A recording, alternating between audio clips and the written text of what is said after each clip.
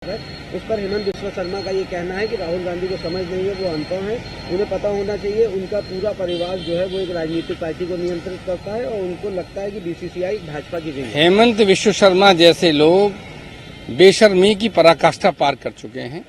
इनकी कोई आम जनता के नजर में क्रेडिबिलिटी इसलिए नहीं बची देश में क्योंकि ये कल तक राहुल गांधी के पैर में बैठ के उनका जिंदाबाद लगाते थे। आज उनको परिवारवादी अनपढ़ पता नहीं क्या क्या बोल रहे हैं। तो जिसकी बात का पता नहीं, जो कल तक राहुल गांधी जिंदाबाद कर रहा था, आज अमित शाह जिंदाबाद कर रहा है, ऐसे लोगों के सवाल प्रश्नों को सिर्फ चमचागिरी चापलूसी से आगे देखने का कोई औचित्य नहीं है। वो परिवारवाद के खिलाफ हैं तो एनडीए के अंदर बहुत सारी ऐसी पार्टी हैं। रामविलास पासवान जी की एक परिवार में 2 पार्टी हैं। बहुत सारी ऐसे छोटे दल हैं जो जिसमें 3 ही नेता हैं, तीनों परिवार के हैं। तो ये विषय परिवारवाद का नहीं है। हेमंत बिस्वा शर्मा को बड़े नेताओं को के बारे में उल जलूल बोलकर न्यूज में बने रहना है, अपने नेताओं की चमचागिरी करना है। अगर वो वास्तव में इन बातों के खिलाफ होते तो राहुल गांधी जिंदाबाद करने के बाद रातों रात दल बदल के भाजपा के नेता न हो जाते। इसके साथ ही ओबीसी को 27% आरक्षण, कृषि ऋण माफी, सभी निवासियों को 25 लाख रुपए चिकित्सा बीमा और यहाँ वोट देने पर मध्य प्रदेश के लिए एक आईपीएल टीम में भी शामिल है। समाजवादी पार्टी को खुशी है कि जो मुद्दे हम लोग 14 से उठा रहे थे पार्लियामेंट में, माननीय नेताजी, लालू जी, सब लोगों ने मिलकर इन सब सवालों को बहुत तेजी से उठाया था। उनको देर से ही सही लेकिन कांग्रेस की लीडरशिप ने स्वीकार कर लिया और वो उनको जमीन पर लागू करने की बात कर रहे हैं। सामाजिक एजेंडे के तहत जो भी दल, जो भी जातियां, जो भी वर्ग पिछड़ गए हैं, जिनकी तरक्की नहीं हुई, जिनको उनकी हक और हिस्सा नहीं मिल पाया, उनको हक दिलाने में समाजवादी पार्टी भी आगे बढ़ के काम करेगी। कल छत्तीसगढ़ जो डिप्टी सीएम है टीएस सिंह, जो उन्होंने ये बात कही है कि जो चुनाव हो रहा है अभी, चाहे छत्तीसगढ़ हो, मध्य प्रदेश या राजस्थान, वहाँ पर सपा भी अपने प्रत्याशी उतार रही, कांग्रेस भी। तो उन्होंने कहा ये राज्य स्तर पर चुनाव के लिए जो है इंडिया गठबंधन नहीं है, ये लोकसभा चुनाव के लिए। जिस पर अखिलेश यादव जी ने भी ये बात कही कि कांग्रेस पर निर्भर करता है।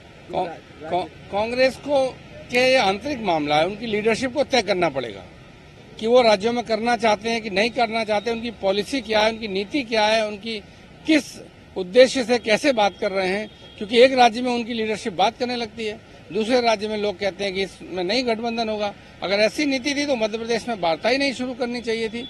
तो सवाल ये है कि कांग्रेस के राष्ट्रीय अध्यक्ष जी माननीय अखिलेश यादव जी ने एकदम सही कहा है कि कांग्रेस के ऊपर है, वो अंदर बैठ के तय करें कि बात करनी है नहीं करनी है, तो उसके हिसाब से दूसरे दल निर्णय लेंगे। समाजवादी पार्टी का मानना यह है कि हम लोगों को भारतीय जनता पार्टी को सत्ता से बाहर रखने के लिए इसलिए आवश्यक है क्योंकि ये संविधान और देश के विरोध में है, देश के विकास के विरोध में है।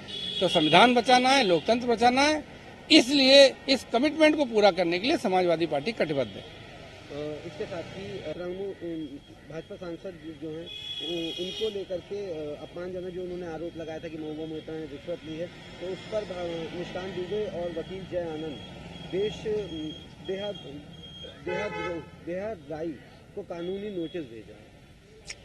सामान्य प्रक्रिया है, बहुत पुरानी बातें हैं कि कहने को स्पीकर, गवर्नर, ये सब पद पार्टी से नहीं होते, पार्टी से हटके दलगत राजनीति से ऊपर होते हैं।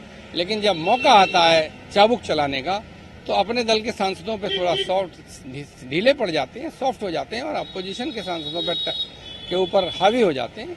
कोई नई बात नहीं है, पार्लियामेंट्री प्रोसीडिंग्स के हिसाब से कार्रवाई कर रहे हैं और जो दलीय लगाव है उसके तहत ऐसी कार्रवाई होती रहती है।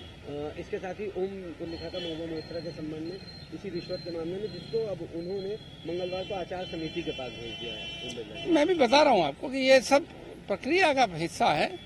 जब अपनी दल का कोई सांसद गलती करता है तो कमेटियों में चीजें चली जाती हैं, डिस्कशन में डाल दी जाती हैं।